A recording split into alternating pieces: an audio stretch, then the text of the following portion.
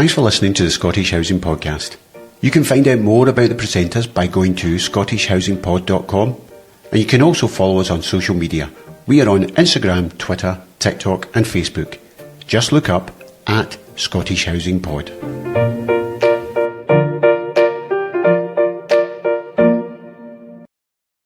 The Scottish Housing Podcast is brought to you in partnership with Indigo Square, 2010 Consultancy, and the Right Business Centre. Anybody who knows me and has heard me talk about property before will know that I love housing stats, particularly counterintuitive housing stats. Yeah, as long as you source them. So, do you want to introduce yourself as our guest today? Yeah, I'm John Boyle, so I'm Director of Research and Strategy at Rettie's, based in Edinburgh, but cover the whole Scottish market. And I fell into property really about 20 years ago. So I was working in a consultancy that got bought by a big property firm called DTZ. Mm-hmm. And then I was an economist, so I had to kind of reinvent myself as a property economist.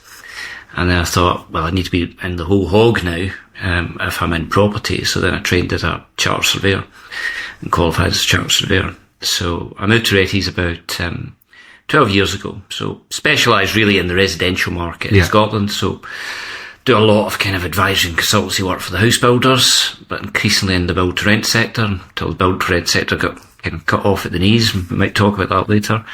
But also advise RSLs and do a bit of work for government on policy reviews, stuff like that. So it is really interesting having an estate agents having a sort of an analytical data department, because I've worked through a estate agency for nearly 30 years.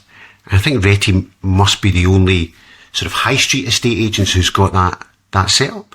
Savills have got a research team as well, headed up by Faisal Chowdhury, who I know and get on with well, and frequently swap notes on things just to make sure that we're on the kind of the right page, or we're pulling the evidence together. We believe in kind of sharing information and evidence wherever we can in order just to get the market in the right place or to inform our customer base as best as we can.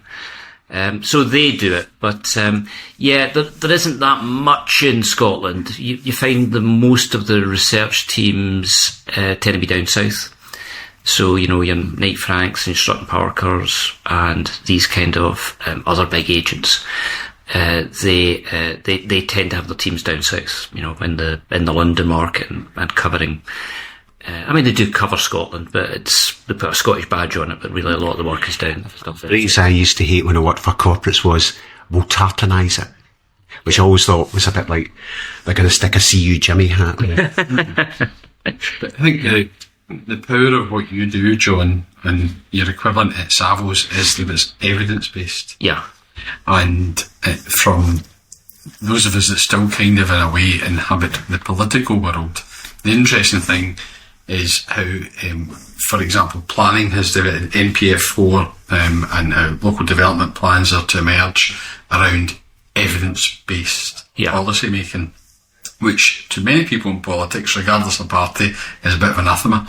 Yeah. Because it's about, traditionally politics is a bit instinctive and it's about emotion, it's about where you sit in the spectrum, but everything you do and contribute to the wider property industry and as a result of it being so evidence-based to the wider conversation in Scotland actually should make you a very significant player in influencing public policy.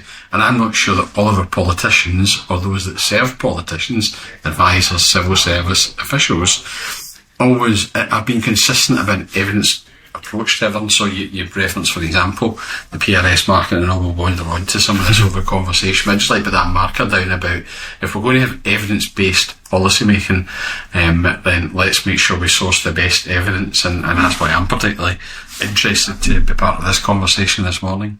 Yeah, because obviously there's the headline stats that come out of places like the Register of Scotland. Yeah. And I think traditionally that's what grabs the headlines. Average house price is done X. But you used a word in your description of what you do, which is really important. And you talked about research. And for me, it's what you do is more important than just pulling out the headline stats, because anybody can, it's what the headline stats are then telling you. And I suppose that's where being an economist comes in, that what you're looking at is not just, well, the figures say X, but it's why did the figures say X and what's the consequences if a figure said X. And I suppose that's why, I love what you do, because it's the whys around the facts that matter. So tell us, you said just before you started, you've just given a conference, so the stats are all at the front of your head. Tell us some really, really, really interesting facts about the Scottish housing market that then, or property, residential property in Scotland in general, that you think then give real pointers that, as Stephen says, politicians should be picking up on. Yeah, I mean, I was presenting at the NHBC conference this morning, and one of the questions I got was, how come house prices have stabilised but rents are still going up, quite markedly, as they are in Scotland? So been double digits in the main cities for, the past couple of years, whereas house prices, house price growth over 2023, according to registers, was 0.8%. So very modest, but it didn't tank. Yeah. As, some experts had anticipated at the end of 2022. We weren't on that page. We thought there would be a moderate slowdown, but actually, prices stabilised. Yeah. Well, 0.8% is effectively a flat line. It's a flat line, yeah. It's fairly, if it's glass half empty, you're thinking stagnant. If it's glass half full, you're thinking stable or consolidated. Yeah.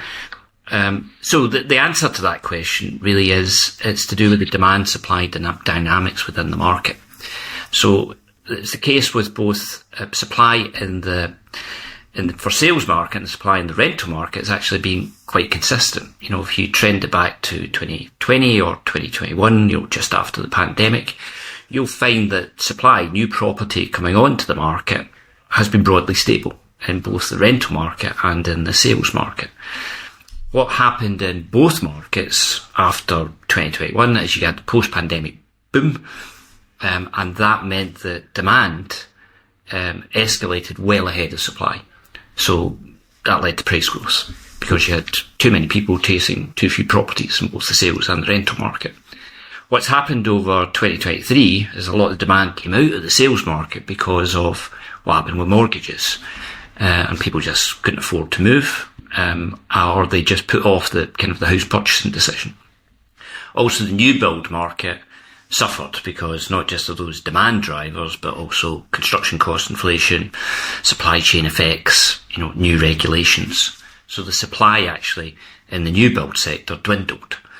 But what happened over 2023 is that those kind of two lines, if you index it from 2021, the two lines then met by the time you get into 2023. So the market's in much more of a kind of an equilibrium type state, which is why house prices have consolidated. In the rental market, though, that gap has stayed there. So the demand drivers haven't come out of the rental market in the same way that they have done in the sales market. In fact, with the increased cost of mortgages, that's driven more people into the rental market because it's made it more difficult for them to get lending for a new home, or to remortgage, or to pay a deposit, on a new property. So that's meant that you've got more people, particularly more younger people, in the rental market, and the supply's not responded. The rental market used to be quite responsive, but because of a lot of the political noise, the supply hasn't responded. In the BTR sector, as Stephen highlighted earlier, it's embryonic in Scotland, but it's not really grown. And so that demand, supply and balance is what's driven advertised rents. So rents on newly let properties is still up, 10%, or 10% plus in Edinburgh and Glasgow. And that doesn't really look like it's going to change. And if, the government brings in rent controls, it's brought in rent controls within tenancies, but not between tenancies. But if it brings them in, as it's speculated in the new housing bill, if it brings in the rent controls between the tenancies, then, the economic concept of scarcity has to find a way of getting out. And if it can't do it through price inflation, it'll do it through queues. Mm-hmm. Can I jump back to a very quick question before we move on to the really interesting topic of what's going on in the rental market? When you talk about the lines in 2023 coming together, like reaching an equilibrium, Do you think that gives evidence that the Bank of England's monetary policy, particularly around interest rates, has been correct and is beginning to bear fruit? Yeah, I think that's probably a fair comment, but I think they started the increase in the rates too late. So the market kind of got a bit overheated, and the economy got a bit overheated, and Liz Truss and Kwasi Kwarteng get blamed for a lot of things, and the problem there was that they gave a budget that just wasn't credible, and the markets didn't believe it, and then interest rates hiked up, overnight. Whereas if the bank had a more gradual approach to raising those rates from about early 2022, hindsight is a great thing, but, late 21 or early 2022, Bank of England, I think many of the senior personnel within the bank would now admit, they should have been moving interest rates kind of gradually over that time, and that could have brought the market a bit more into equilibrium a bit sooner. But the response, there is a demand response where you try and reduce the demand, but then there's a problem with that, because that demand comes from somewhere. So the demand comes from people needing a home, or needing a bigger home, or because life stage fact drivers mean I need a family home. My 2-bed flat is no longer big enough when I've got 2 kids, so I need to get a 3 or 4 bedroom property. So you've got those life stage drivers anyway for demand. What you need to do is you need to have a supply response as well when demand is driving up, as it has been in Scotland. But we haven't really had the supply response, all kinds of reasons. But we don't have a good distribution of property. So we've got, some people over occupying property and some people under occupying property. There isn't really the carrots and sticks within the tax system to make people leave properties that are now under occupied. You're thinking of, a person living on the road still rattling around in a 5-bedroom house. If you, for example, had no LBTT or stamp duty on your last purchase, would that incentivise those people then to, leave those properties and free up the properties for families? And then the new build industry also hasn't really, kicked on and responded to the increase in demand for new housing. And that's part due to a capacity issue, because we're very dependent on a small number of volume house builders, and the SMEs have been frozen out of the market, or many of the SMEs have been frozen out of the market since 2008-9, and found it very difficult to get back in, quite high barriers to entry. But it's, in my opinion anyway, it's to do with a planning system that's still, quite conservative, bureaucratic, reactionary. It's not really proactive, and it's not really about driving delivery, in the way that it probably should, and the way that it probably used to. You think in the 50s and the 60s, when planning was very close related to economic development, we got the new towns and we managed to clear the slums, and that was a kind of a very proactive, public interest-led planning approach. And we've moved away from that, where planning now tends to be quite a small part of local government, not very well funded, and is quite reactionary and bureaucratic.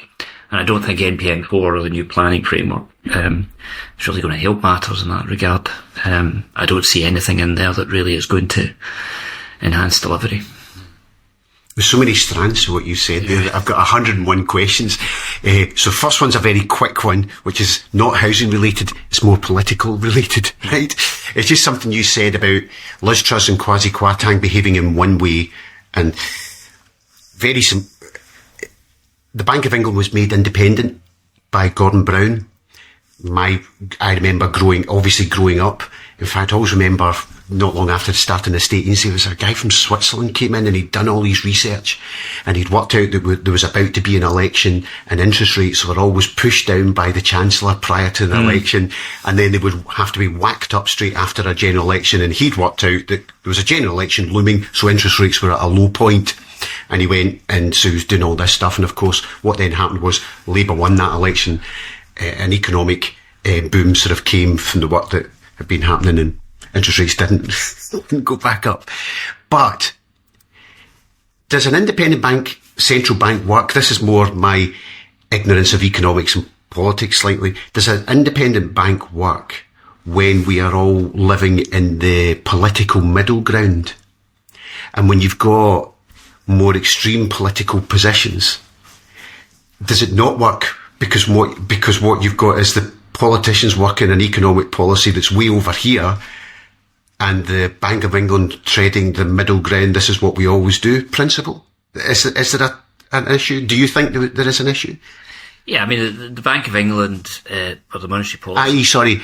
Would it have been better for Truss and Kwarteng if they also had the levers of control of the Bank of England at the same time they're doing the budget? God. Given the way things worked out, probably not. But I mean, it's worth bearing in mind that the Bank of England Monetary Policy Committee is independent with a small I, so, the governor's a political appointment, the MPC members are political appointments. It's not quite like the Supreme Court, where you kind of put in people of your own ideological persuasion. In the States. Is it more like the US Supreme Court? Yes, yes, that's what I'm getting at, not the UK Supreme Court. But, where you put people in of your own kind of ideological persuasion. It doesn't work that way, and there's a kind of a rotation of the MPC members as well. So you don't have people, serving there for like 40 years, whatever, or need to die before they can be replaced. But the positive thing is that it took that element of political, overtly naked political control out of it. And it meant that the Bank of England had a clear remit, which was to, provide economic stability. And its economic stability, or the version of economic stability, is to keep inflation at around about 2%, which, I think most people or most economists would agree is a sensible level. A little bit of inflation does you good. You don't want to be in a deflationary world because people stop purchasing things. Japan had that for the best part of a decade. But then you don't want to have a hyperinflationary world as we've just come out of, because that creates lots of uncertainty. And then, wage expectations start going up and you can start getting a spiral, and then you've got no real way to pay for it unless you start increasing taxes or borrowing, and that all needs to be paid for. So what you don't want to happen is to have a deflationary world or an inflationary world, and you want to have relatively stable monetary policy. And by taking it away from the politicians, it stopped that kind of general electioneering thing of you bring it down when before an election, then have to ramp it straight back up, after election, which creates political instability. At least by hiving it off to the Bank of England Monetary Policy Committee, independent with a small I, you task a group of experts to try and give you that economic stability, or that platform that you can then build on, or the politicians can build an economy on. And with housing being such a significant part of our economy, I suppose that's where some of your latest analyses around stats that you've been referring to earlier and talking about earlier this morning are really interesting. I wonder if, particularly picking up around the PRS sector, because it's in relation to the evidence of rising rent costs as opposed to the equilibrium there is in the private for sale market. I wonder, with macroeconomic policy, one end of the spectrum, and all of that around inflation, and over the other spectrum, a very politically flux country that we've been for the last decade. Brexit just one example, a looming general election, and the establishment party of the country, the current party of government, been in kind of state of flux for a whole number of reasons. Over here, we have a very hot debate with the Scottish Government about both its taxation policy and its housing policy, and what you've referenced about the rental market. And we now have local authorities in Scotland, our two biggest cities, in fact, declaring a housing emergency. Now, to me, I don't actually understand what declaring a housing emergency means, but to me an emergency means all-encompassing. So I've heard it said by others that there's actually an emergency in every sector. Yeah. And if that is the case, what are the stats telling us about how acute it is in each sector, and how do we get a conversation that everyone can relate to in each sector, and all these other big players like macroeconomic policy, Scottish Government, the industry, etc., to find that magic equilibrium that if there's an emergency and it's all encompassing, it's every sector, does the evidence and your stats tell us anything about how we find the solution in each sector? Yeah. Presumably they help each other. Yeah, no, absolutely. And we did a bit of work for Homes for Scotland a few years ago. So there have been various commissions and close examinations of the housing market that's in Scotland that's been done, over the last 10 to 15 years. So there was a report by Commission for Housing and Wellbeing, which was kind of a shelter forum, but it involved private and public sector representatives. It was chaired by Robert Black, who was a former Auditor General for Scotland, and it came up with a figure of around about 25,000 new housing units per year would be required. And that was back in, whenever they produced the report, it was around about 2012, 2013, something like that. We updated that report, piece of work for Homes for Scotland, and we also came out with the 25,000 figure as a kind of a medium-term target, as you should be building each year in order to keep yourself in something like, equilibrium, or at least to be able to meet the demand, or the rise in demand that we're seeing in Scotland. Then there was a piece of work that Professor Glenn Bramley from Heriot-Watt University, very respected, academic, and who's written, advised on Scottish Government and policy over many years, and he produced a piece of work for Crisis in the National Housing Federation back in 2013, which did something similar, looking at need on a very kind of holistic basis. And he also came up with a figure of around about 27,000 over 13 years. Well, we updated it, 27,000 over 13 years. So both of those figures, if you use those methodologies, slightly different methodologies, but they both come around about the same level of around about, 25 to 27,000 a year. Now, we haven't built at that level since 2007, was all tenure. That was the last year in which we hit the 25,000 target. Some years we've been way below that, just after the global financial crisis, when we were barely at 50% of that figure. You said 2007. 2007. A year before. The crash, yeah. And the time before that, when we last built at 25,000, do you want to have a guess? Was it? I'm going to pick some ridiculous figure of pre-1980. Yeah. in like the 60s or something. Yeah, 78. Right. So 78, just before the Thatcher government came out, and the bulk of that was public housing provision. Yeah, I was going to say pre-1980 because it's social housing that's going to have done it. Yeah. But it had been declared. We peaked at around about, I think, 55,000 houses around about 1970. And, that was obviously the post-war housing boom, which lasted about 25 years, and most of it was public sector. And then the public sector, gradually, it never went away altogether. You still had the RSLs, so they were building at around about, and some councils building at around about 4,000, 5,000 units a year, and we've maintained that. In fact, it's increased a little bit because under the current administration, social house building, at least until very recently, and the budget was slashed, was given a higher level of priority. So actually social housing completions have come up over the last 10 to 15 years. But private sector delivery, for the reasons I mentioned earlier, small and medium-sized companies basically exiting the sector, and the problems that you've had in finding land and, for speculative private sector building. Private sector delivery is not get anywhere near where it was back 2007. We were kind of, just after the pandemic, beginning to ramp back up again. We were getting comfortably over 20,000 units per year. But this year, the approvals are down again because of the problems within the private sector due to increasing costs, supply chain issues, planning, but also problems within the affordable sector, also affected by increasing costs, increasing regulations, and trying to get the workforce into certain places. When you mentioned that stat about pre-1980, and you think of the ageing population we have today, that in itself tells you why we would have a housing crisis of some form today. The Scottish Housing Podcast is brought to you by the Right Business Centre. Located just off the M8 in Glasgow, we have office space to suit all companies from the smallest startup to a large corporate business. Right Business Centre also provides virtual office services like mail handling, creating a seamless virtual operation for remote teams or startups.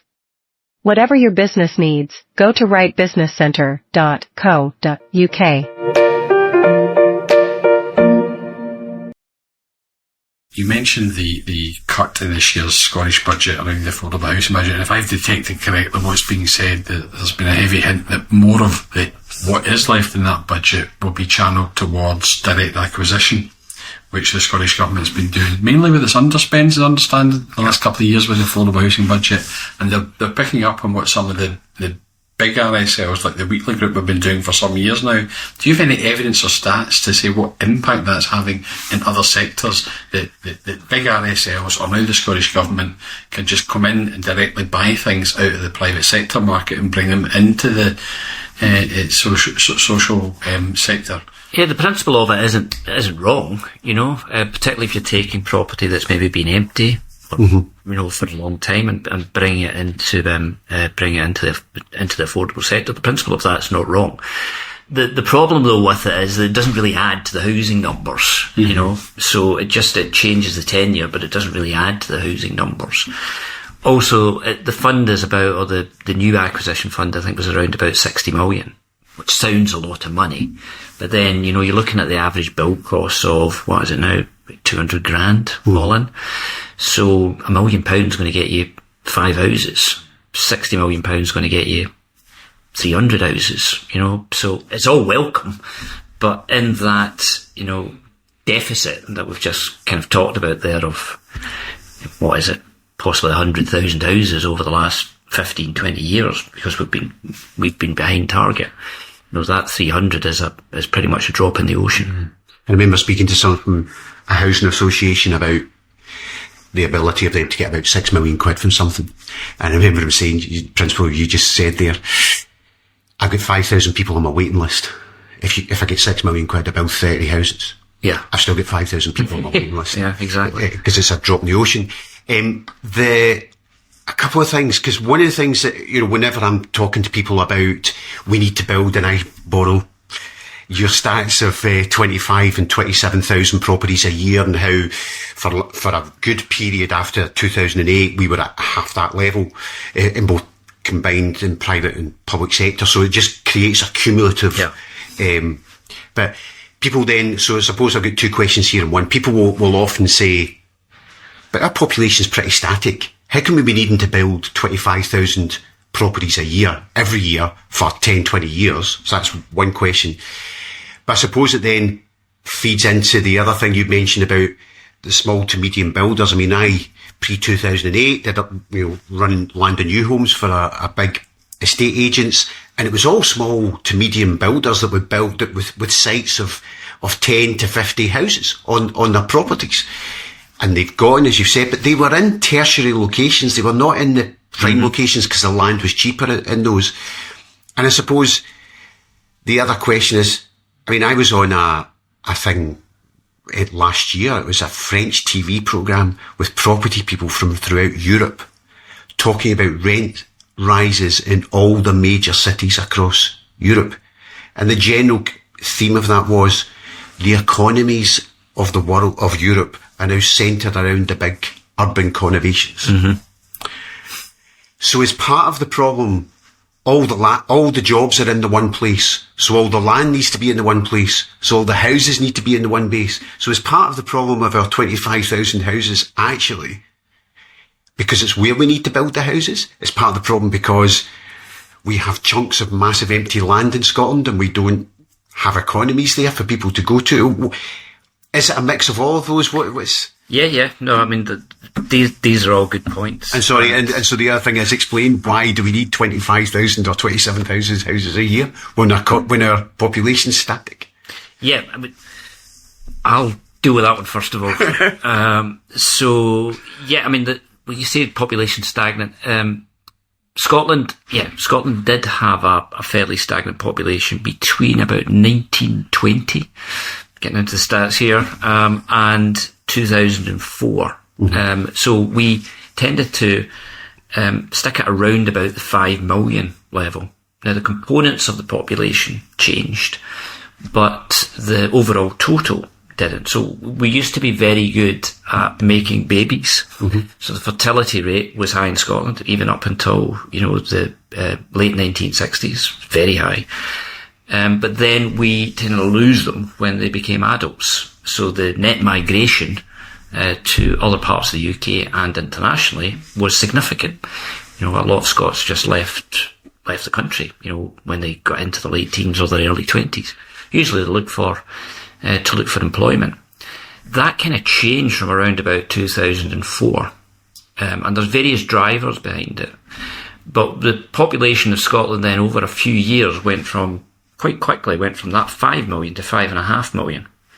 So, Scotland was one of the countries or one of the parts of Europe which didn't really have the population expansion after the war, but we got it in 2004.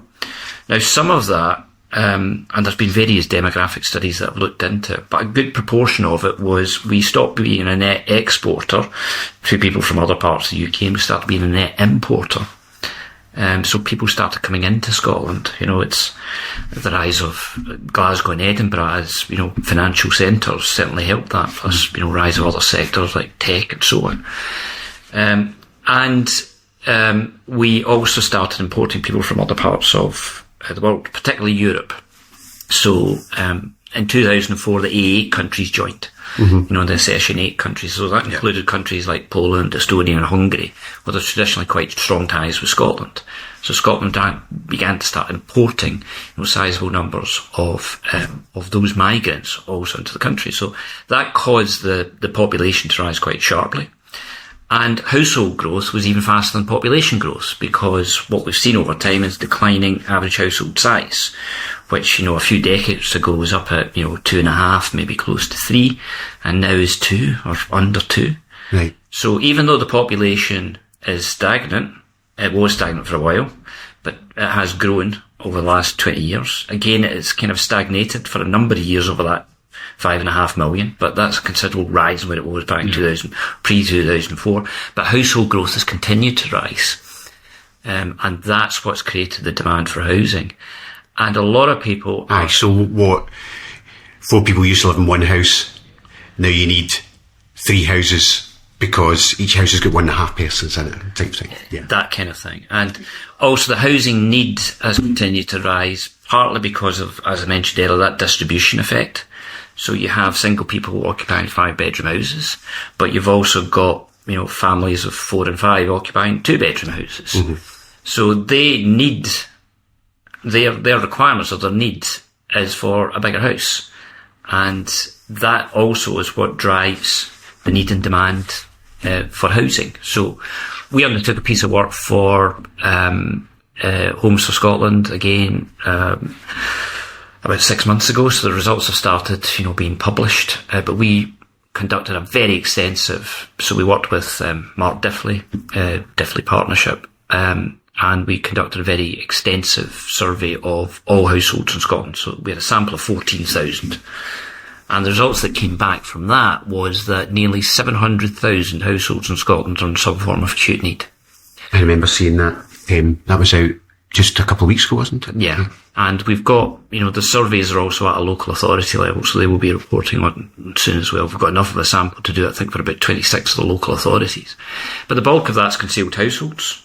So that's people like young people, staying with their parents that want to move out but feel that they can't. Or it might be, friends all living together, after student days, and they're now young professionals, but they're continuing to, share a property or share a flat, even though they would prefer to have their own house. There's about 200,000 people in unfit properties. So that's, something seriously wrong, with the roof or internal or external walls. There's another 200,000 people living in overcrowded properties. That's not enough bedrooms for all the people in the property. And there's around about, or just over 200,000 people living in homes that, where they need specialised adaptation or support but don't have them. So, that's homes where they need stair lifts, or they now need widened door access because they're, where they're wheelchair users. So there is a very significant level of need which fuels that demand for new housing. Now, a lot of that is going to be requirement for affordable housing. And you can see that from the waiting list, which is now around about, 250,000 or something in Scotland. But there's also a demand for private sector or all tenure housing, because a lot of people don't qualify for social rented housing, or they'll be well down a waiting list if they try to get on a social rented waiting list. What they want is they want good quality private accommodation, or first time buyer accommodation, or family housing. And we've got a shortage of all of these things really across Scotland, and that's been the driver behind house price growth over the best part of 3 decades. So from everything you said there, one of the things, the makeup of our population is out of kilter with the makeup of our housing stock. Is part of the challenge. So unless we have a Marshall Plan come in with a post-war attitude of we're going to bulldoze the stuff that doesn't work and have a brand new, we're going to build Xanadu over the hill, we're going to need a massive input from the private sector to do that.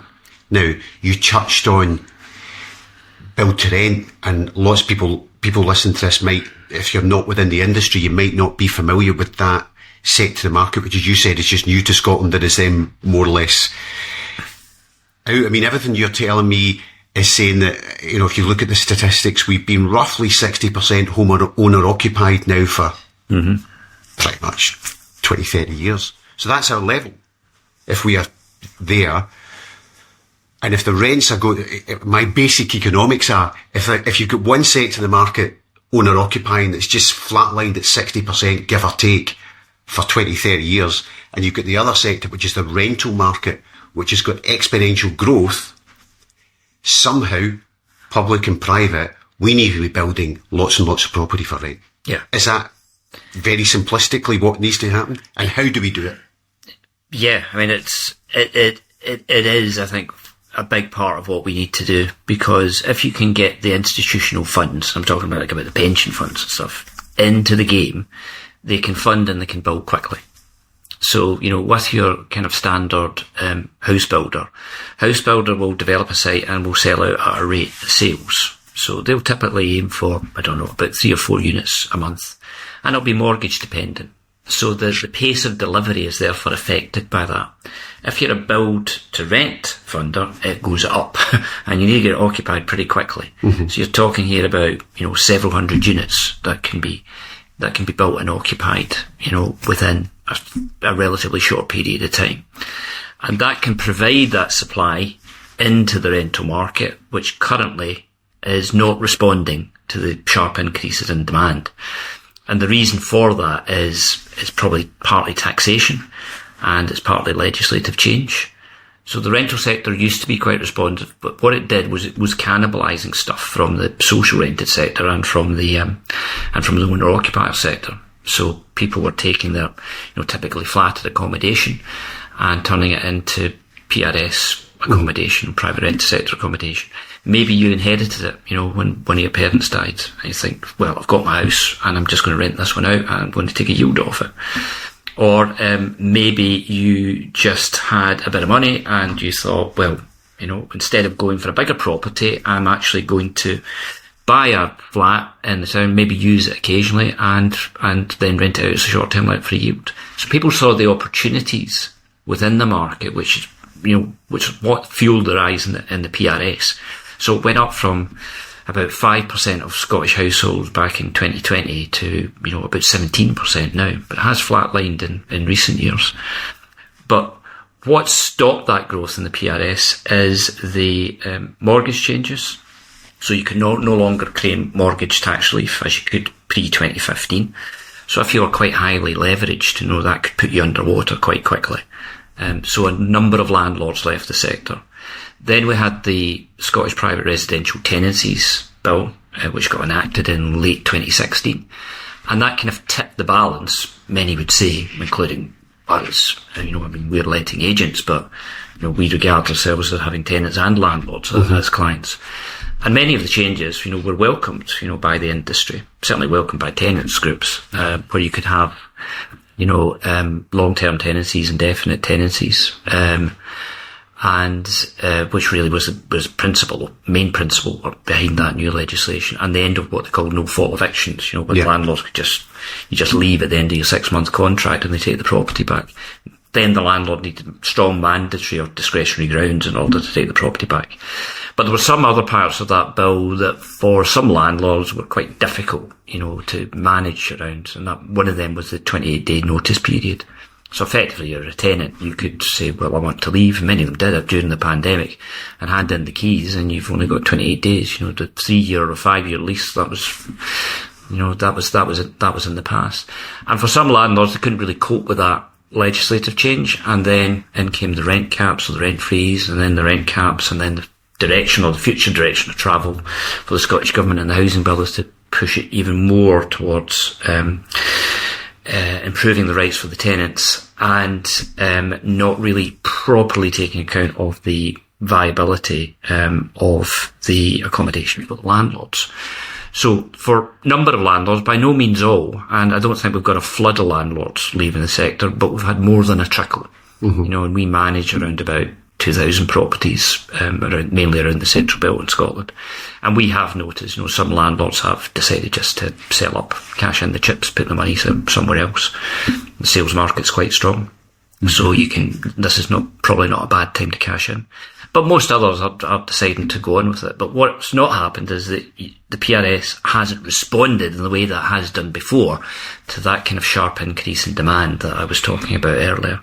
So the way to try and solve the problem is to bring the BTR sector into the market, get the institutional funds who are willing to come into Scotland. The fundamentals in Scotland are very high, very strong. So Colliers did a report a few months ago which said Glasgow and Edinburgh, in terms of the demand fundamentals underpinning residential investment, should be number 1 and 2 in the country. But if you go look at BTR delivery across all local authorities in the UK, Glasgow is down in something like 72nd and Edinburgh's 86th. So the sector is very embryonic, and the main barrier, I think, institutional funds would tell you, and, we speak to them often and we're trying to facilitate meetings between them and government. The main barrier is political risk, because they don't know where the government's going with its rent control and other aspects of the housing bill. So when you're on a 50 to an 80-year hold, you want to be very cautious about where you're putting your money. And if you think, Glasgow and Edinburgh are going to be very strictly regulated markets in the next, 10 to 15 years at least, and Bristol and Manchester aren't, you're going to be in Bristol and Manchester rather than Glasgow and Edinburgh, regardless of what the fundamentals say. So, one of the elements of that there is we need properties built. I understand, from a political perspective, I do understand those landlords, and I saw on the Scottish Government's website there was a freedom of information request. Somebody had asked about what percentage of private landlords registered are owners of just one rented property. And I'd always thought it was about 70%. The Scottish Government came back and said from landlord registration, 95% of private landlords only rent out one property. And that then, I can understand from a political perspective, if you at least appreciate the private rented sector is going to need to be part of the solution, why you wouldn't be comfortable with the solution coming to people who, greatest respect, that's people doing it as a hobby. They're not doing that as a living. So I understand why you want to not have that. But it looks to me as if they are using the stick effect to get rid of those landlords, but they've got no carrot effect to bring in the replacements. Is that, what carrots would you have? What tools would you use if you're wanting to do that? If you want to reduce that 95% down, because you don't think that's healthy, but you appreciate that the private rented sector's got to be part of the solution, what carrots and sticks would you use? Yeah, I mean, for the funds, it's political certainty is a massive thing, and getting the funds, the institutional funds, into even into residential in the wider UK it's been quite a hard slog, for consultants like myself who've been trying to advise on it for the best part of 10 years or 12 years, it's been quite a hard slog because they're quite comfortable where they are. They're in retail or they're in commercial and they're in student. So student accommodation has been a very strong new market for a number of these funds over the last, say, 15, 20 years, particularly with the expansion of, with student numbers after the Blair reforms. But trying to get their head around, more standard residential has been difficult because they don't think about it in the same way. They think, that I can make a yield of 6% on commercial, and yet you're telling me that it's only going to be 4 or 5 on residential. Why am I going to do residential rather than commercial? And you say, well, because it diversifies your portfolio. Commercial is going to run into headwinds, as it has done. Look at what's happened to the office market. PBSA will inevitably run into headwinds because student numbers will end up declining at some point, and overseas student numbers now dropping on the latest statistics. Yep. And retail is running into headwinds, as we're seeing. It's no longer as profitable to put all your money in a big shopping centre because people's shopping habits have changed. So residential should provide you with that diversification and look at the demand supply imbalance in residential, which we've just talked about. You don't have that same imbalance into the other market. So a number of the big funds, the likes of L&G, have more than dipped their toes into the BTR market. They've gone full whack at it, and they have invested quite heavily around the UK, including in Glasgow. And the L&G scheme just south of the river, Solasta scheme, that was the fastest letting L&G scheme in the country. So they're very pleased with how it's performed, and they would love to do more in Scotland. But they can't do more because you can't really price the asset when you don't know what your rent revenue is going to be. And if you can't adjust your rents to deal with an environment of increasing costs, then again, you're going to be in a bit of trouble. Now, L&G tend to have a de facto rent control anyway. They tend to operate under inflation or 5%, whichever is lower. But the problem for your pension fund is you've got to be beating inflation, or at least be inflation linked, index linked. Yeah. If you're not doing that, then you won't be able to afford your pension liabilities when they come down the line. And if you can't guarantee that while operating in a country or investing in a country, you won't invest in it. And at the moment, because of the uncertainty around what the measures are going to be, and it's not to say that rent controls can't work, well implemented, well thought through rent controls work in places like Denmark, but they don't tend to work in places like Sweden, different type of rent control. And they didn't work in Finland. So Finland had its rent control experiment. It caused a collapse in supply, and they rescinded it. And now the PRS sector is beginning to respond. I think politicians would maybe sometimes just need a wee reminding, because we're all busy people, that when we talk about that institutional investment in pension funds, these people have a responsibility to their pensioners and to their future pensioners, most of whom are our neighbours or ourselves, and certainly part of the voting public as well. But it does seem to me that if you want to pursue the laudable aim of rent controls, but you also understand there is a housing crisis, and that the supply and demand in the rental market and the availability an opportunity of investment for these institutional funds, there's a way of doing both. Yeah. Because you just need to look at a different way of supporting that institutional investment, either through the use of land, or a capital incentive or capital subsidy. So you can protect tenants from abuse by rogue landlords, because that's frankly what the aspiration of many politicians would do. And I've been a politician with a big mailbag, as it was in those days, of how some landlords, but a vast minority, of course, you understand the pressure that comes on politicians and how their view can be skewed of the market, but you can do it with it in a different way. There must be a role for the Scottish National Investment Bank to help square the circle.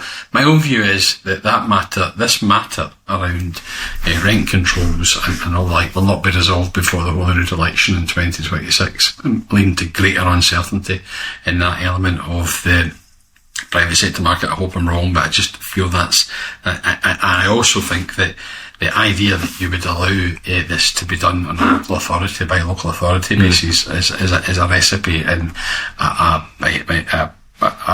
a small country like Scotland for great anxiety.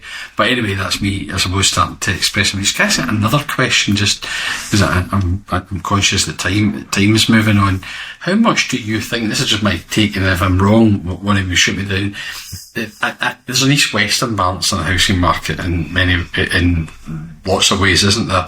And one of them has been the growth of private for sale development around the conurbation of Edinburgh, which has been, huge and significant and not replicated in the West Coast.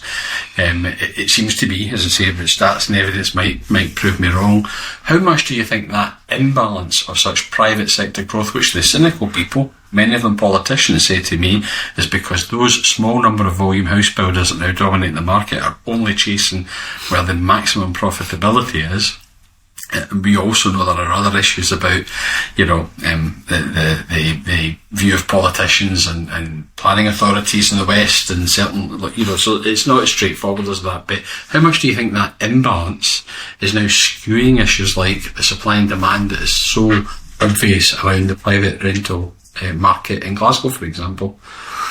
Yeah. Or I'm often at a tangent that's misguided. No, I don't think that at all, Stephen.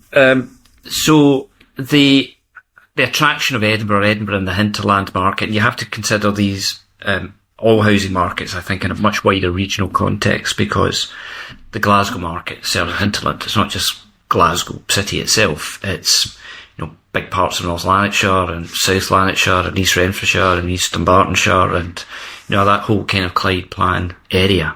That whole Greater Glasgow really is a kind of a housing market. And people will consider, for one type of housing or another, moving to different locations as depending on affordability and availability drivers.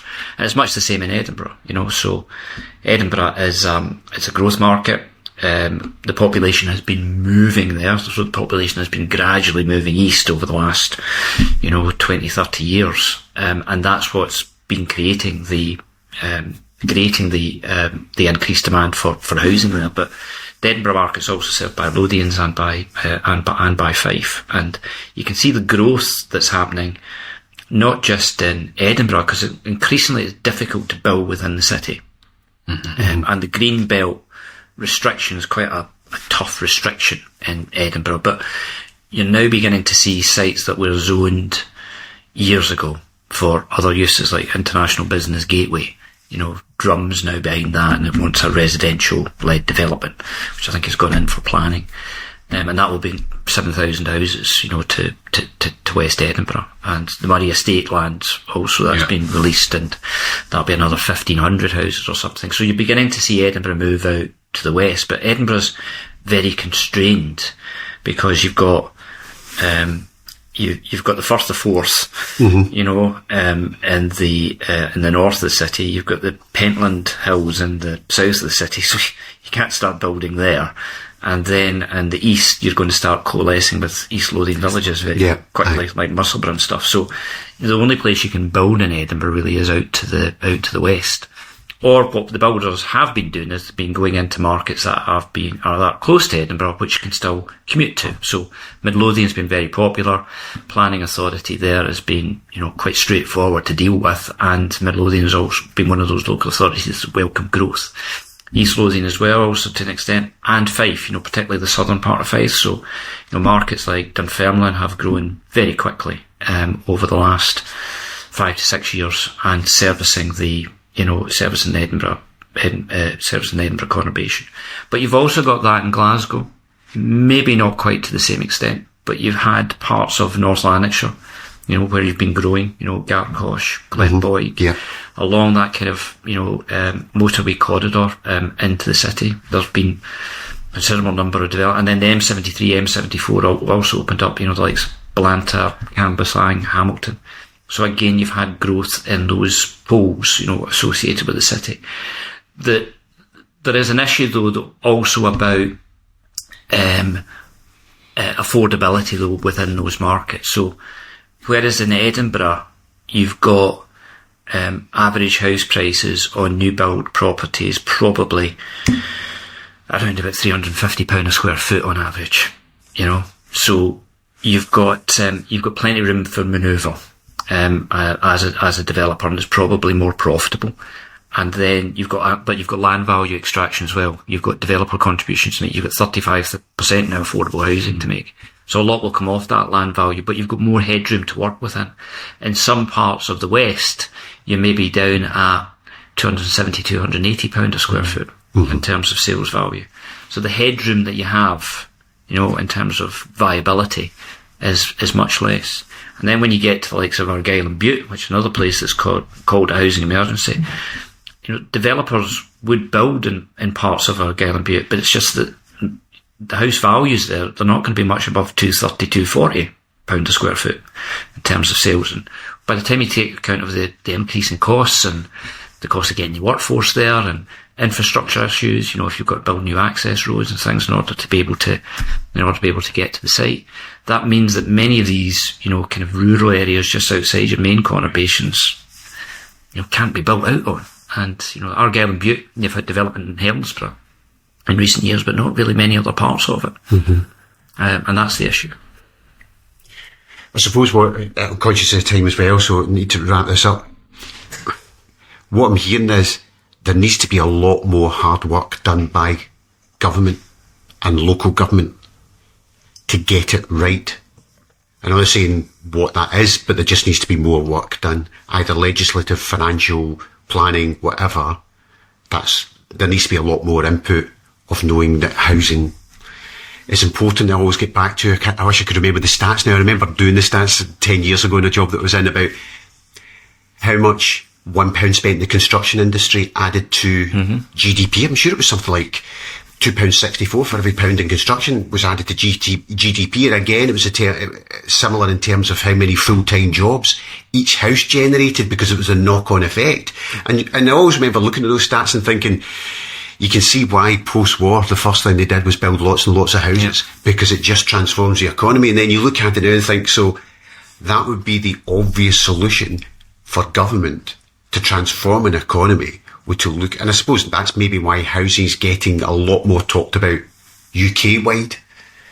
Because if you want to transform an economy, build houses. Absolutely, yeah. The multiplier effects are very high. If you've just mentioned, Brian, and the economic impact can be quite very significant. 6% of GDP is just in construction. But yeah, you talked about a more collaborative approach between private and public sector. That's something that we kind of wholeheartedly support. We've been trying to get there, and don't mean to embarrass Stephen, but that whole kind of Team Glasgow approach that you had, a number of years back, where there was that kind of collaboration, and not just the kind of collaboration, but then the ability to translate it into an action plan, to take things forward. And we've seen a lot of the benefits of that still coming through.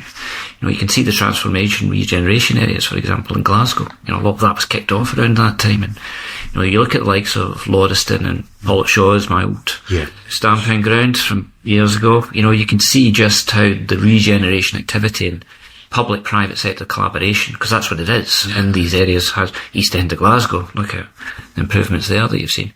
That's all been done by, those sectors working effectively together, not just to see the problems, but to find solutions to the problems.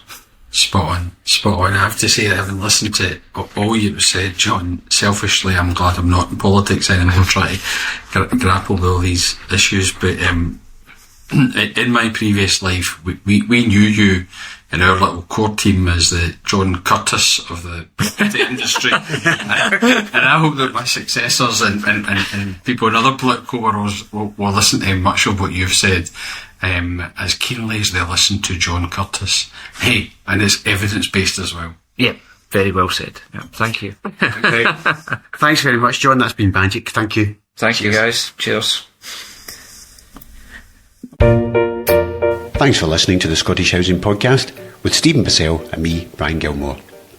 To ensure you don't miss an episode, please follow us and subscribe wherever you pick up your podcasts. To find out more about the presenters, go to scottishhousingpod.com, and to get all the latest information about forthcoming guests and new episodes, follow us on social media at Scottish Housing Pod.